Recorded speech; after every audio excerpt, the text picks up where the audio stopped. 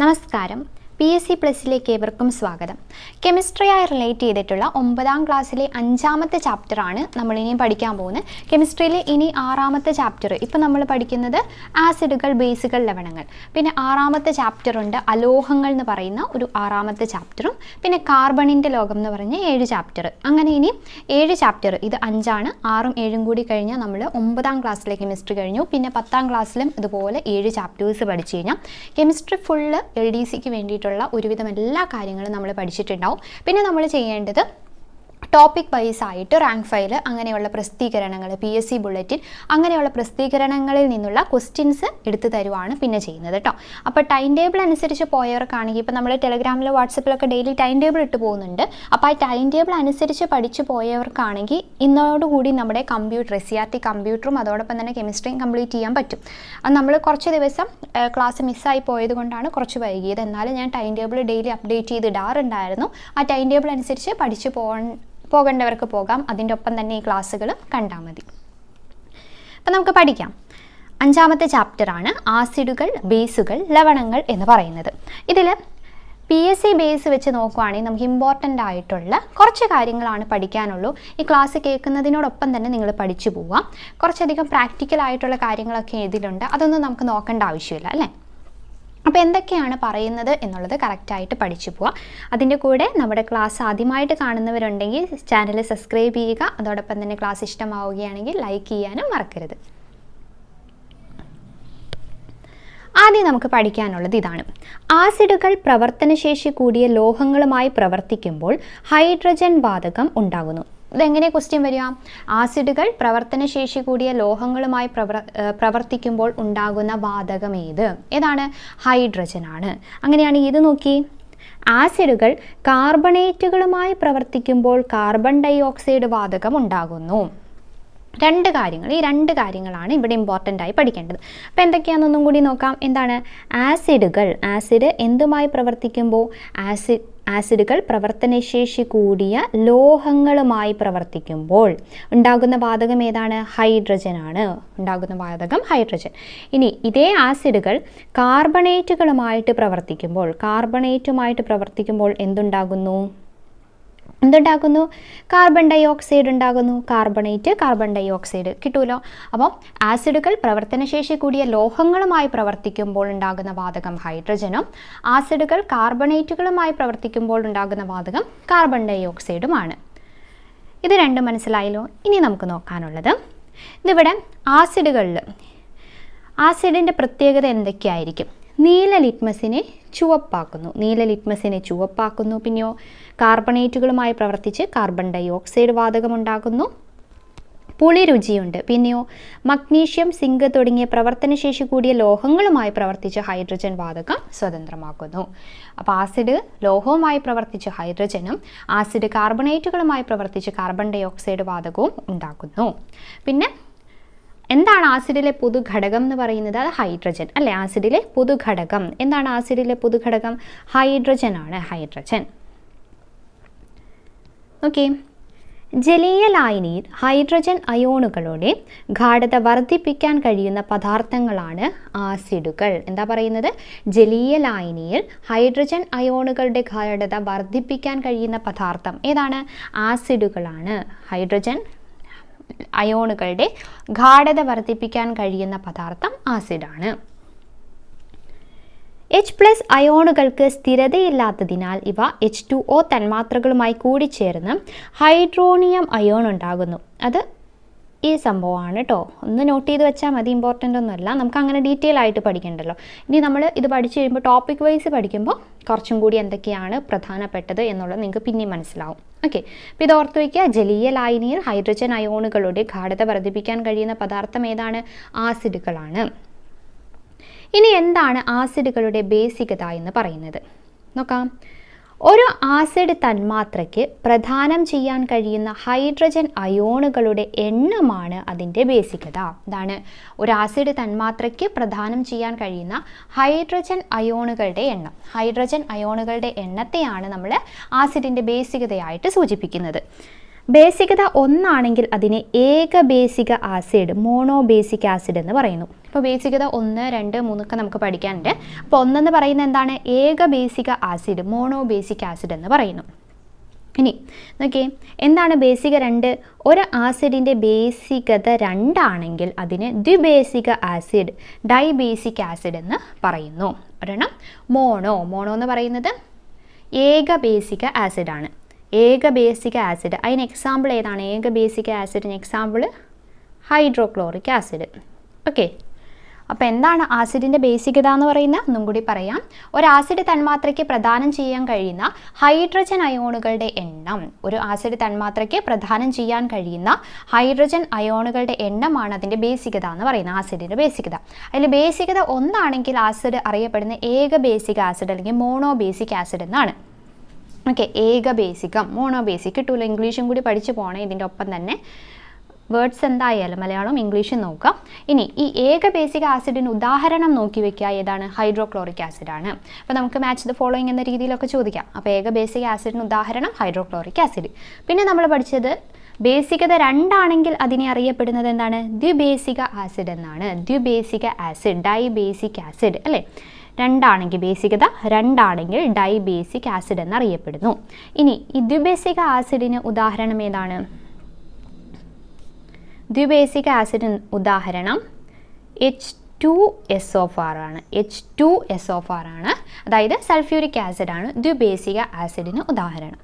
ഇനി ഒരു ആസിഡിൻ്റെ ബേസികത 3 ആണെങ്കിൽ അതിനെ ത്രിബേസിക ആസിഡ് അല്ലെങ്കിൽ ട്രൈബേസിക് ആസിഡ് എന്ന് പറയുന്നു. അപ്പോൾ മോണോബേസിക്, ഡൈബേസിക്, ഇതെന്താണ്? ട്രൈബേസിക് ആസിഡ് എന്ന് പറയുന്നു. ഇവിടെ നോക്കിയേ, ട്രൈബേസിക് ആസിഡിന് എക്സാമ്പിൾ കാണിച്ചു കഴിഞ്ഞാൽ നിങ്ങൾക്ക് മനസ്സിലാവും. ഏതാണ്? H3PO4. H3PO4 എന്താണ്? ഫോസ്ഫോറിക് ആസിഡാണ്. ഫോസ്ഫോറിക് ആസിഡാണ് കേട്ടോ. H3PO4 ഇത് എവിടെയുണ്ട്? ഇതേ കിടക്കണം, ഫോസ്ഫോറിക് ആസിഡ് കണ്ടോ? ഫോസ്ഫോറിക് ആസിഡ്, അതാണ് H3PO4 എന്ന് പറയുന്നത്.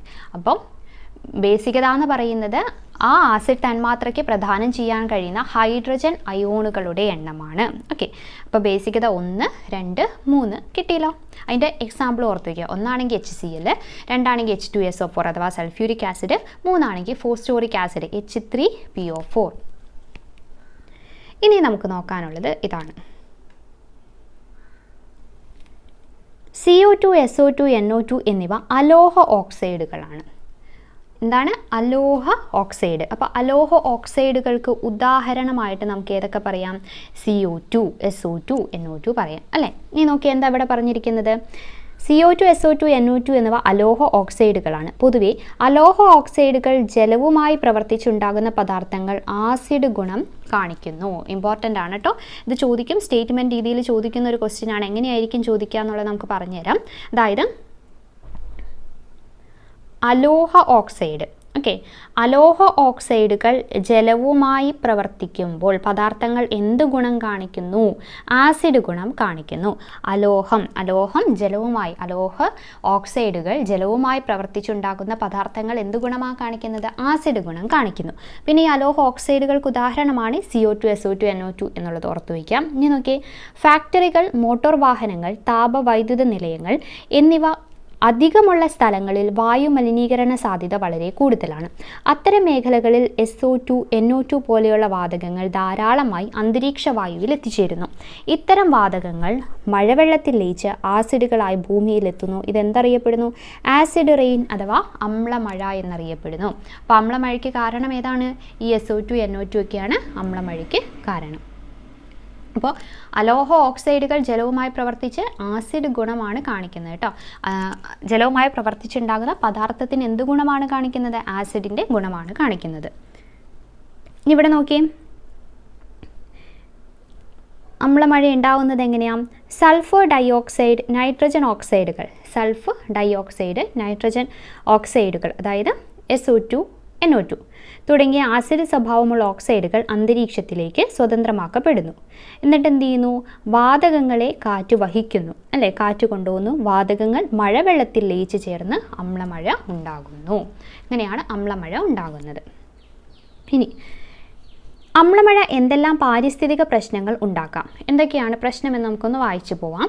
ഇലകളെ നശിപ്പിക്കുന്നത് കാരണം പ്രകാശ സംശ്ലേഷണത്തിലൂടെ അന്നജം നിർമ്മിക്കാനുള്ള കഴിവ് സസ്യങ്ങൾക്കില്ലാതാകുന്നു.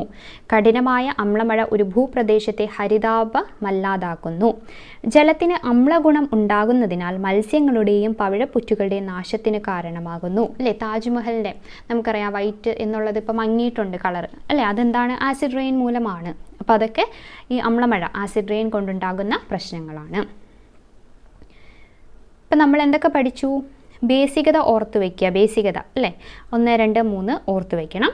ഇപ്പം നമ്മളത് കഴിഞ്ഞാൽ അലോഹോ ഓക്സൈഡ് ജലവുമായി പ്രവർത്തിച്ചുണ്ടാകുന്ന പദാർത്ഥത്തിന് ആസിഡിൻ്റെ ഗുണം കാണിക്കുന്നു പറഞ്ഞു. പിന്നെ അലോഹോ ഓക്സൈഡിന് ഉദാഹരണമാണ് SO2, NO2, CO2 എന്നുള്ളതും പഠിച്ചു.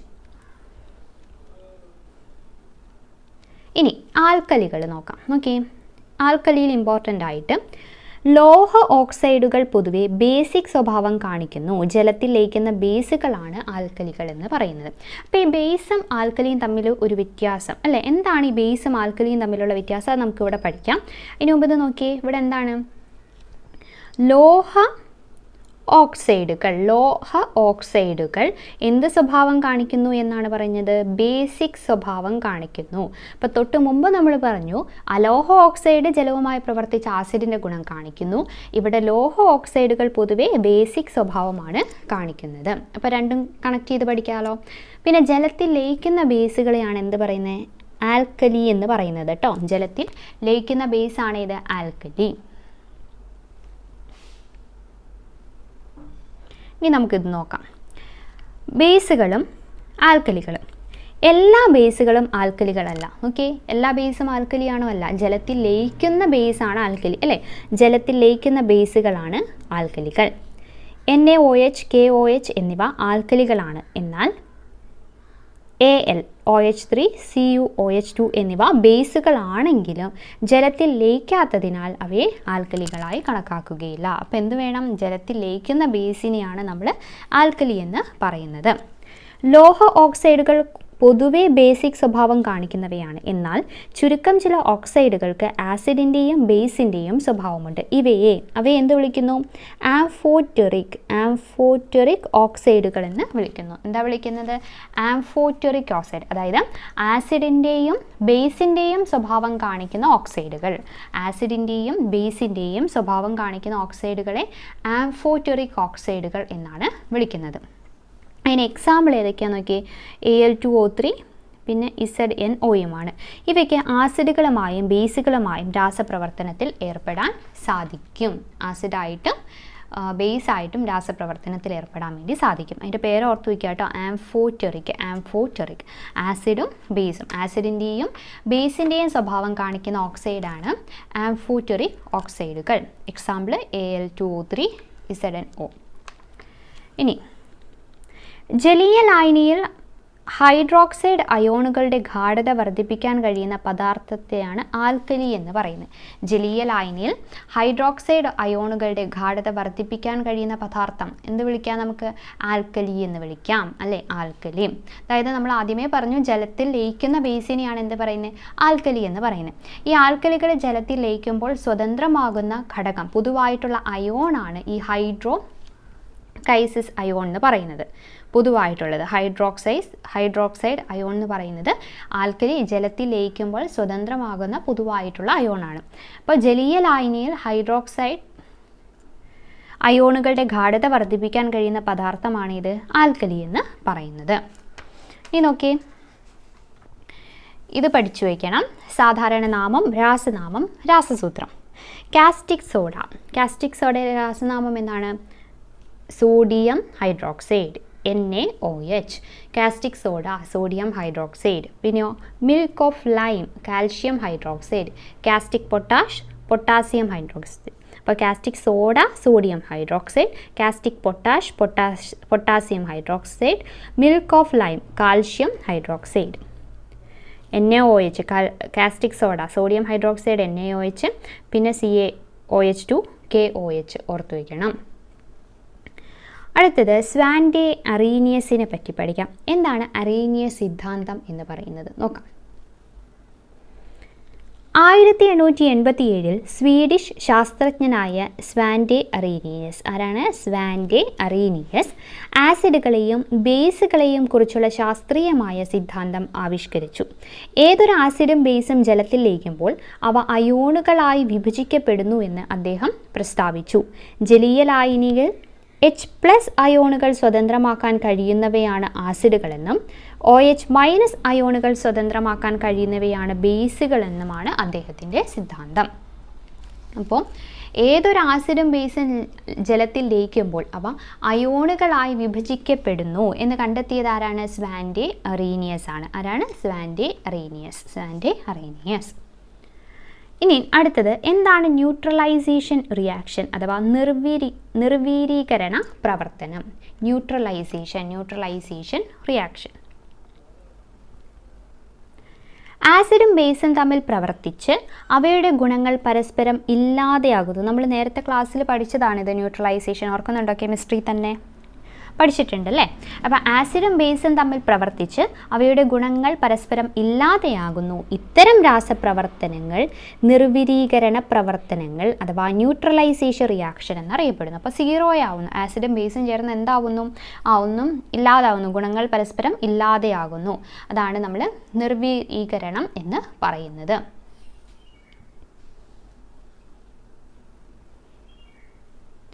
ഇനി അൻറ്റാസിഡ് എന്താ? ആമാശയത്തിലെ അസിഡിറ്റി കുറയ്ക്കാനായി ഉപയോഗിക്കുന്ന ഔഷധം. അൻറ്റാസിഡ് ചോദിച്ചിട്ടുണ്ട്. ആമാശയത്തിലെ അസിഡിറ്റി കുറയ്ക്കാനായി ഉപയോഗിക്കുന്ന ഔഷധങ്ങൾ അറിയപ്പെടുന്നത് എന്താണ്? അൻറ്റാസിഡ് ആണ്. എന്താണ്? അൻറ്റാസിഡ്. നമുക്ക് നോക്കാം. അവിടെ നോക്കി എന്തൊക്കെയാണ് അതിലുള്ള ഘടകങ്ങൾ എന്നൊക്കെ ഇവിടെ കൊടുത്തിട്ടുണ്ട്. നോക്കാം.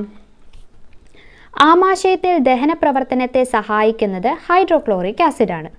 ആസിഡ് അംശം കൂടുന്നത് കൊണ്ട് വയറെരിച്ചൽ, പുളിച്ചു തികിട്ടൽ എന്നിവയുണ്ടാകുന്നു.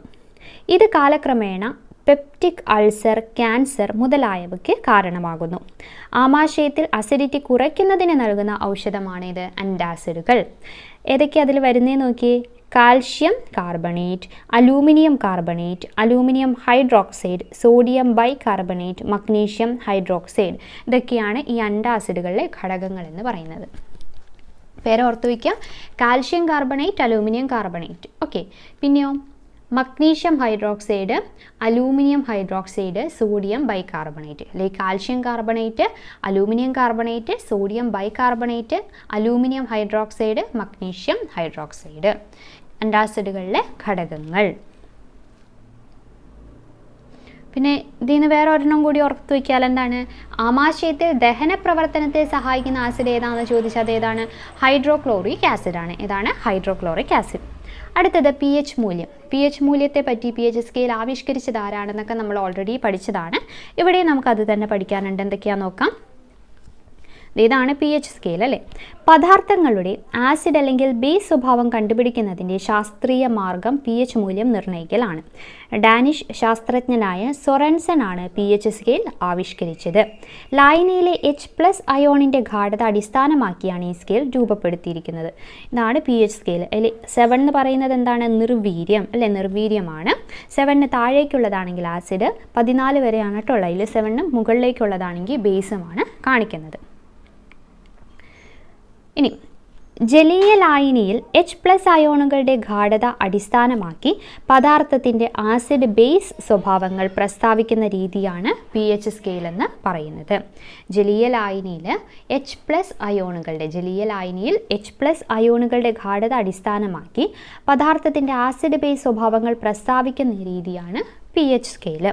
pH സ്കെയിൽ പ്രകാരം നിർവീര്യ ലായനിയുടെ എന്താണ് മൂല്യം? 7 ആണല്ലേ. pH മൂല്യം 7 ആണ്. നിർവീര്യ ലായനിയാണെങ്കിൽ pH മൂല്യം എത്രയാണ്? 7. ആസിഡുകളുടെ pH മൂല്യം 7ൽ കുറവും ബേസുകളുടേത് 7ൽ കൂടുതലുമാണ്. അപ്പോൾ ആസിഡ് 7ൽ കുറവ് നമ്മൾ പറഞ്ഞതാണല്ലേ. pH മൂല്യം 7ൽ കൂടിയതാണെങ്കിൽ ബേസും 7ൽ കുറഞ്ഞതാണെങ്കിൽ ആസിഡുമാണ്. ഇനി ഇവിടെ നിറങ്ങളും pH മൂല്യങ്ങളുമാണ് കൊടുത്തിട്ടുള്ളത്. അപ്പോൾ നമ്മൾ ആ pH കാണേണ്ട ആ ലായനിയിൽ pH പേപ്പർ മുക്കിയെടുത്തിട്ട് എന്ത് ചെയ്യുക? ഇതിലേതായിട്ടാണ് മാച്ചിങ് എന്ന് നോക്കുക. അപ്പോൾ അത് ഏതായിട്ടാണോ മാച്ച് അതായിരിക്കും അതിൻ്റെ pH മൂല്യമെന്ന് പറയുന്നത്.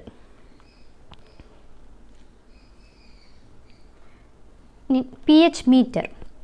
ജലീയ ലായനികളുടെ pH നിർണ്ണയിക്കാൻ ഉപയോഗിക്കുന്ന ഒരു ഉപകരണമാണ് pH മീറ്റർ എന്ന് പറയുന്നത്. സാധാരണ pH മീറ്ററുകൾ 2 ഇലക്ട്രോഡുകൾക്കിടയിലുള്ള വോൾട്ടേജ് അളന്ന ശേഷം അതിനെ തത്തുല്യമായ pH മൂല്യത്തിലേക്ക് മാറ്റുകയാണ് ചെയ്യുന്നത്. ഇപ്പം എന്താണ് ചെയ്യുന്നത്? pH മീറ്റർ എന്താ ചെയ്യുന്നത്? അതായത് ജലീയ ലായനികളുടെ pH നിർണ്ണയിക്കാനാണ് കേട്ടോ. ജലീയ ലായനികളുടെ pH നിർണ്ണയിക്കാൻ ഉപയോഗിക്കുന്ന ഉപകരണം ഏതാണ്? pH മീറ്റർ ആണ്. അത് 2 ഇലക്ട്രോഡുകൾക്കിടയിൽ ഉള്ള വോൾട്ടേജ് അളന്ന ശേഷം അതിനെ തത്തുല്യമായ pH മൂല്യത്തിലേക്ക് മാറ്റുകയാണ് ചെയ്യുന്നത്. ഈ ഉപകരണത്തിൻ്റെ ഏറ്റവും പ്രധാനപ്പെട്ട ഭാഗം എന്താണ്? ഒരു പ്രോബാണ്. ദണ്ഡ് ആകൃതിയിൽ ഗ്ലാസ് കൊണ്ട് നിർമ്മിച്ച രൂപത്തിൻ്റെ അഗ്രഭാഗത്ത് ഘടിപ്പിച്ച സെൻസറാണ് pH നിർണ്ണയം സാധ്യമാകുന്നത്. പ്രോബ് ലായനിയിൽ നിക്ഷേപിച്ചാണ് pH നിർണ്ണയിക്കുന്നത്. അപ്പോൾ pH മീറ്റർ എന്ന് പറയുമ്പോൾ നിങ്ങൾ ജലീയ ലായനികളുടെ pH നിർണ്ണയിക്കാൻ ഉപയോഗിക്കുന്ന ഉപകരണമാണ്. പിന്നെ ഈ പ്രോബ് എന്നുള്ളതും ഓർത്തു വയ്ക്കുക. അടുത്തത് കാർഷിക വിളകളും pH മൂല്യവും. നമുക്കറിയാം മിക്ക വിളകൾക്കും യോജിച്ച് അല്ലേ ഈ മണ്ണ് ടെസ്റ്റ് ചെയ്തിട്ട് അതിന് ഉള്ള കാര്യങ്ങളൊക്കെ പറയാറുണ്ട്. അപ്പോൾ അതാണ് ഇവിടെ പറഞ്ഞിട്ടുള്ളത്. നോക്കാം. ഭൂമിയുടെ ഉപരിതലത്തിൽ എല്ലായിടത്തുമുള്ള മണ്ണിൻ്റെ ഗുണം ഒരുപോലെയല്ല. മണ്ണിൻ്റെ ഗുണവും കാർഷിക വിളകളും തമ്മിൽ ബന്ധമുണ്ട്. ലോകത്തിൻ്റെ വിവിധ ഭാഗങ്ങളിലുള്ള കാർഷിക വിളകളുടെ വൈവിധ്യത്തിന് കാരണം അതാണ്. ഒരു പ്രദേശത്തെ കാലാവസ്ഥ, ജലലഭ്യത, എന്തൊക്കെയാണ്? കാലാവസ്ഥ, ജലലഭ്യത, മണ്ണിൻ്റെ ഘടന എന്നിവയൊക്കെ കാർഷിക വിളകളെ സ്വാധീനിക്കുന്ന ഘടകങ്ങളാണ്. പൊതുവെ 6.5 മുതൽ 7.2 വരെ pH മൂല്യമുള്ള മണ്ണാണ് അധിക വിളകൾക്കും യോജിച്ചത്. അപ്പം മിക്ക വിളകൾക്കും യോജിച്ച മണ്ണിൻ്റെ pH മൂല്യം എന്ന് പറയുന്നത് എത്രയാണ്? 6.5 മുതൽ 7.2 വരെ. ഇനി ക്യാരറ്റ്, ക്യാബേജ് തുടങ്ങിയ വിളകൾക്ക് അനുയോജ്യമായ pH 7 മുതൽ 8 വരെയാണ്. ക്യാരറ്റും ക്യാബേജും ആണെങ്കിൽ 7 മുതൽ 8 വരെ.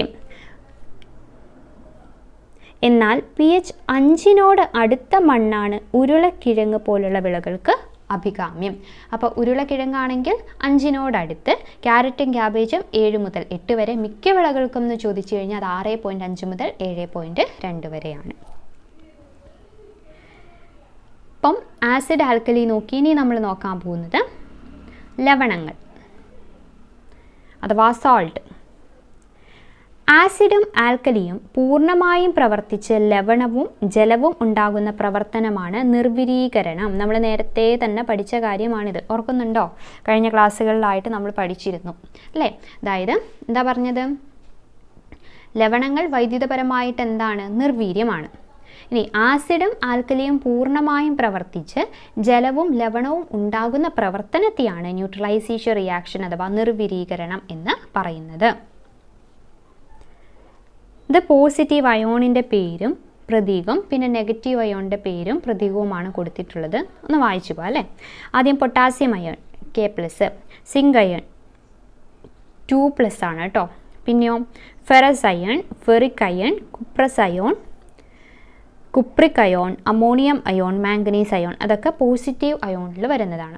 ഇനി നെഗറ്റീവിൽ വരുന്നത് hydroxide ion, carbonate ion, bicarbonate ion, nitrate ion, sulphate ion, bisulphate ion, phosphate ion, dihydrogen phosphate ion. അതൊക്കെ ഏതിൽ വരുന്നതാണ്? നെഗറ്റീവ്. ഓക്കെ, നെഗറ്റീവ് അയോണിൻ്റെ പേരും പ്രതീകവുമാണ്. ലവണങ്ങൾ വൈദ്യുതപരമായി നിർവീര്യമാണ്. നേരത്തെ പറഞ്ഞല്ലേ?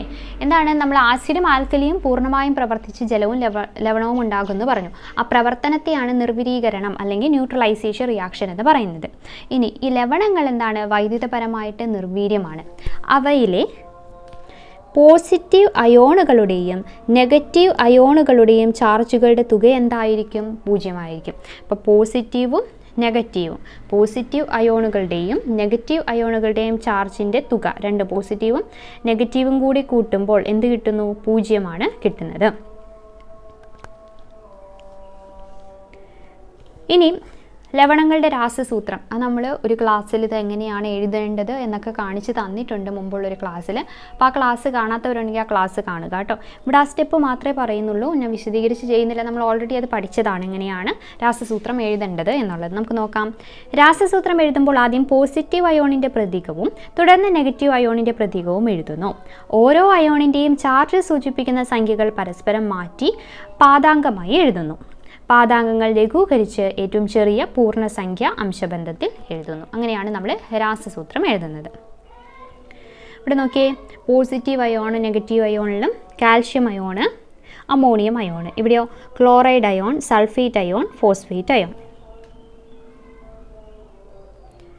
ഇനി അടുത്തൊരു ഇമ്പോർട്ടൻറ്റ് സെക്ഷനാണ് ഇത്. ലവണത്തിൻ്റെ പേര്, രാസനാമം, രാസസൂത്രം, ഉപയോഗം എന്നിവ. കറിയുപ്പ് എന്താണ്? Sodium chloride. ഇമ്പോർട്ടൻ്റ് ആണ് കേട്ടോ. കറിയുപ്പ് sodium chloride NaCl, sodium chloride NaCl. ശീതമിശ്രിത നിർമ്മാണത്തിന്, അപ്പോൾ ഇങ്ങനെ ചോദിക്കാൻ ചിലപ്പോൾ എന്താണ്? ശീതമിശ്രിത നിർമ്മാണത്തിന് ഉപയോഗിക്കുന്ന ലവണം ഏതാണ്? Sodium chloride. സോഡിയം ക്ലോറൈഡ് എന്താണ്? ശീതമിശ്രിത നിർമ്മാണത്തിന് ഉപയോഗിക്കുന്ന ലവണം ഏതാണെന്ന് വെച്ചാൽ ഏതാണ്? Sodium chloride. ഇന്ദുപ്പ് പൊട്ടാസ്യം ക്ലോറൈഡ് അല്ലേ? ഇന്ദുപ്പ് പൊട്ടാസ്യം ക്ലോറൈഡ് KCl. തുരിശ് കോപ്പർ സൾഫേറ്റ് കുമിൾനാശിനിയായി ഉപയോഗിക്കുന്നത് കോപ്പർ സൾഫേറ്റ് തുരിശ്. അപ്പക്കാരം സോഡിയം ബൈകാർബണേറ്റ്, അലക്കുകാരം sodium carbonate, gypsum calcium sulphate. Okay, അപ്പോൾ ഇത്രയുമാണ് നമുക്ക് ഈ ചാപ്റ്ററിൽ പഠിക്കാനുള്ളത്. അപ്പോൾ ഒരു PSCക്ക് വേണ്ടിയിട്ട് എങ്ങനെ നമ്മൾ പഠിക്കുന്നു എന്ന കാര്യങ്ങളാണ് ഇതിൽ പറഞ്ഞു തന്നിട്ടുള്ളത്. അപ്പം മനസ്സിലായി എന്ന് വിചാരിക്കുന്നു. എന്തെങ്കിലും കാര്യങ്ങളുണ്ടെങ്കിൽ, എന്തെങ്കിലും സജഷൻസ് ഒക്കെ ഉണ്ടെങ്കിൽ അതൊക്കെ വീഡിയോയുടെ അടിയിൽ കമൻ്റായിട്ട് രേഖപ്പെടുത്താം കേട്ടോ. അപ്പോൾ അടുത്ത ക്ലാസ്സിൽ നമുക്ക് വീണ്ടും കാണാം. It's me Athira, signing off.